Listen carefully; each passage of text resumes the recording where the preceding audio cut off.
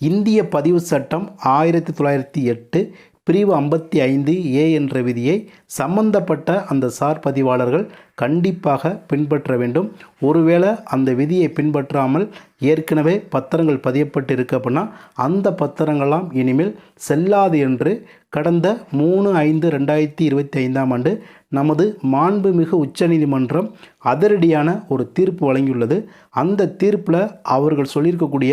அந்த வழிகாட்டுதல் என்னென்ன அப்படின்னு கேட்டிங்கன்னா, அதாவது எந்த ஒரு ஆட்சேபனையும் அல்லாத ஒரு அசையா சொத்தை சட்டப்படி பதிவுத்துறை மூலியமாக நீங்கள் பதிவு பண்ணணும் அப்படின்னா அந்த சொத்து தொடர்புடைய மூல ஆவணங்கள், அதாவது அசல் ஆவணங்கள் அனைத்தும் இந்த சம்பந்தப்பட்ட